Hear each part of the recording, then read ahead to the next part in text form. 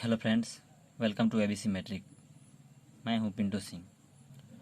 दोस्तों, आज हम लोग क्लास 10 गणित का समांतर श्रेणी में एक क्वेश्चन को हम हल करने वाले हैं।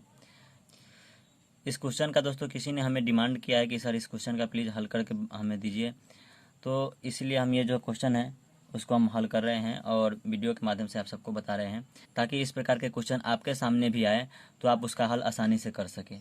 तो दोस्तों ध्यान दीजिएगा, बहुत ही इंपॉर्टेंट क्वेश्चन है और अच्छे तरीके से हम समझाएंगे। आप ढंग से समझिए, आपको बिल्कुल कोई भी परेशानी नहीं होगी। ध्यान दीजिएगा बस। तो क्वेश्चन है कि यदि समकोण त्रिभुज की भुजाएं समांतर श्रेणी यानी एपी में हो तो सिद्ध करें कि उसकी भुजाएं 3 लगाओ 4 लगाओ 5 के अनुपात में होगी। तो सबसे पहले क्या कह रहा है कि समकोण त्रिभुज है और समकोण त्रिभुज का जो है तीनों भुजाएं एपी में है। त्रिभुज में 3 भुजाएं होती है और तीनों भुजाएं क्या है, एपी में है। तो साबित करना है हमें कि जो है उनकी भुजाएं वो 3 लगाओ 4 लगाओ 5 के अनुपात में होगा। तो सबसे पहले हमें क्या बनाना पड़ेगा, एक समकोण त्रिभुज। तो हम एक समकोण त्रिभुज ड्रॉ करते हैं। इधर ध्यान दीजिएगा दोस्तों, समकोण त्रिभुज वही होता है जिसका एक कोण 90 डिग्री के बराबर हो। तो दोस्तों इस प्रकार से लगभग रहता है समकोण त्रिभुज जिसका एक कोण 90 डिग्री के बराबर हो। तो ये समकोण त्रिभुज हो गया दोस्तों। अब हमें करना क्या है कि कह क्या रहा है कि उसकी तीनों भुजाएं समांतर श्रेणी में है। तो मानते हैं कि एक भुजा जो है वो उसका ए है, तो हम एक भुजा को ए माने हैं। तो इससे एक छोटा भुजा लेते हैं और इससे एक बड़ा भुजा लेते हैं। तो इससे एक छोटा भुजा लेंगे तो यहाँ पे दोस्तों देखिए ए घटाओ डी लेंगे और दूसरा जो भुजा लेंगे वो ए प्लस डी लेंगे और ये ए जो है वो बीच का भुजा है। जो पहला भुजा हो जाएगा दोस्तों वो हो जाएगा ए घटाओ डी और जो बड़ा वाला भुजा हो जाएगा वो ए प्लस डी हो जाएगा। इस प्रकार से हमें 3 भुजा लेने हैं। तो लिखेंगे कि माना कि समकोण त्रिभुज की भुजाएं बराबर ए माइनस डी, दूसरा भुजा ए, तीसरा भुजा ए प्लस डी। आप देखिएगा एक ध्यान से, तो ये तीनों आपको एपी में दिखाई देगा। ये है, ठीक है, ये हमने माना। तो आप सबको पता हो कि किसी भी समकोण त्रिभुज में जो बड़ा भुजा होता है उसका वर्ग बराबर होता है दो छोटे भुजाओं के वर्गों का योग होता है। ये पाइथागोरस थ्योरम कहता है। तो हम लिखेंगे यहाँ पे कि पाइथागोरस प्रमेय से सबसे पहले यहाँ पे हमें लिखना था कि त्रिभुज, इसको हमने ए मान दिया, इसको हमने बी मान दिया, इसको हमने सी मान दिया। तो लिखेंगे समकोण त्रिभुज, समकोण त्रिभुज ए बी सी में पाइथागोरस प्रमेय से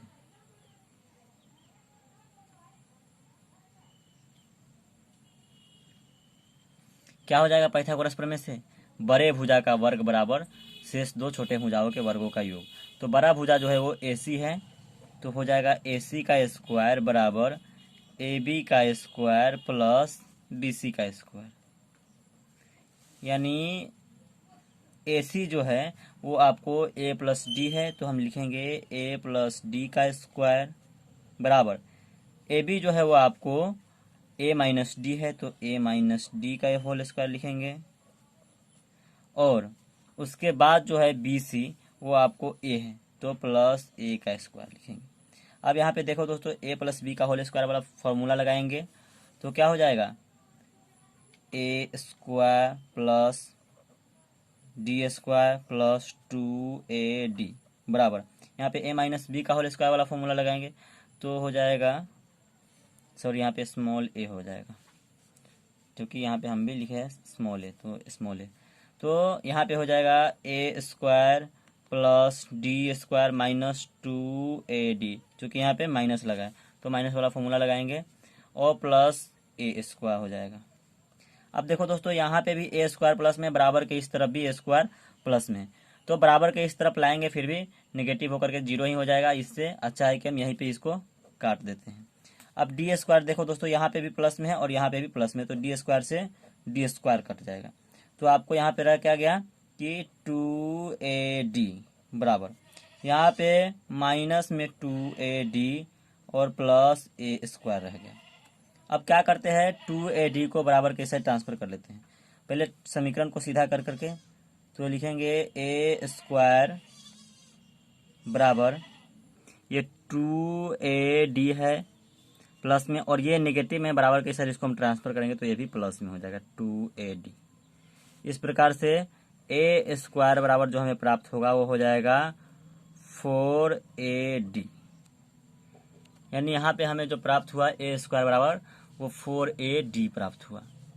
अब ध्यान दीजिएगा दोस्तों, यहाँ पे A² है, यहाँ पे एक A है, तो हम A से स्क्वायर को काट सकते हैं। तो हमें यहाँ पे A बराबर जो प्राप्त हो जाएगा वो 4D सिर्फ प्राप्त होगा। इसको हम समीकरण 1 मान लेते हैं। सबसे पहले दोस्तों हम लोग त्रिभुज में ध्यान देंगे कि पहला जो हमारा भुजा है वो A-D है, और यहाँ पे पहली भुजा बराबर हम लिखेंगे, पहली भुजा बराबर हमने क्या माना है, A-D। अब देखो दोस्तों, A के जगह पे जो हमें आया है समीकरण 1 में 4D, तो हम यहाँ पे 4D लिखेंगे, घटाओ D लिखेंगे, यानी हमें जो प्राप्त होगा वो 3D प्राप्त होगा। इस प्रकार से दूसरी भुजा हमने क्या माना, दूसरी भुजा बराबर A माना है हमने, तो हम लिखेंगे यहाँ पे A बराबर हमें क्या प्राप्त हुआ है समीकरण 1 से 4D, तो ये हमारा हो गया। और तीसरी भुजा यानी अंतिम भुजा जो बड़ी वाली भुजा है, लिखेंगे तीसरी भुजा बराबर हमने माना है A+D। देख लीजिए यहाँ पे A+D, तो क्या होता है A+D बराबर, देखिए A का जो मान होगा वो हम 4D यहाँ पे डालेंगे, तो 4D और प्लस यहाँ पे जो D है वो D, यानी जोड़ करके दोस्तों 5D प्राप्त हो रहा है। तो तीनों भुजा हमें प्राप्त हो गया। पहला भुजा जो है 3D हुआ, दूसरी भुजा जो है 4D हुआ, तीसरी भुजा जो है 5D हुआ। तो हम यहाँ पे अनुपात लिखेंगे भुजाओं का अनुपात बराबर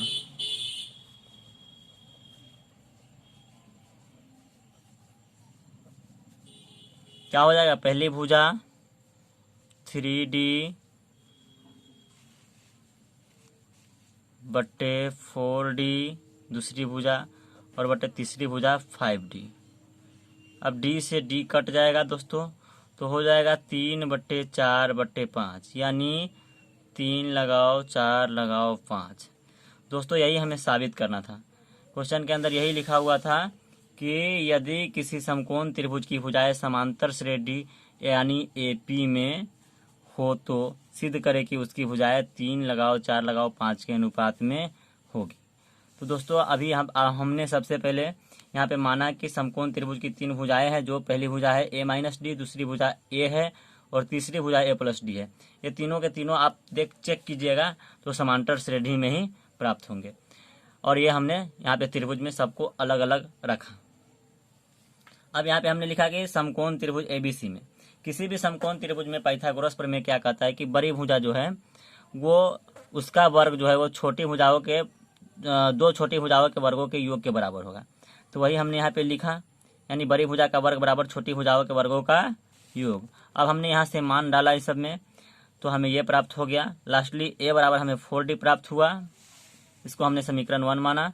अब देखिए पहली भुजा बराबर हमने माना था A-D, जो कि यहाँ पे A का मान जो है हम 4D यहाँ से उठा करके यहाँ पे डालें और हमें 3D प्राप्त हुआ। दूसरी भुजा बराबर A बराबर 4D हमें प्राप्त ही हुआ है पहले से, और तीसरी भुजा जो है वो A+D बराबर है, तो हमने A का मान यहाँ से 4D डाला और प्लस में D जो है वो D हमने लिख दिया, तो हमें 5D प्राप्त हो गया। अब भुजाओं का अनुपात हम यहाँ पे ज्ञात कर लेते हैं। तो पहली भुजा जो है वो आपको 3D है, और दूसरी भुजा जो है वो 4D है, और तीसरी भुजा जो है वो 5D है। तीनों को हमने रखा तो D से D कट गया, आपको 3/4/5 बचा, यानी 3:4:5। तो हमें जो साबित करना था हमने साबित कर लिया। लिखेंगे अतः साबित हुआ, या इंग्लिश में आप प्रूव्ड लिख सकते हैं। तो दोस्तों उम्मीद करते हैं कि आपको इस क्वेश्चन का हल आसानी से समझ में आ गया होगा। तो प्लीज़ वीडियो को लाइक कीजिए, शेयर कीजिए और चैनल को सब्सक्राइब कीजिए। और इस प्रकार के वीडियो को देखने के लिए हमारे चैनल पर बने रहिए और देखते रहिए। धन्यवाद दोस्तों।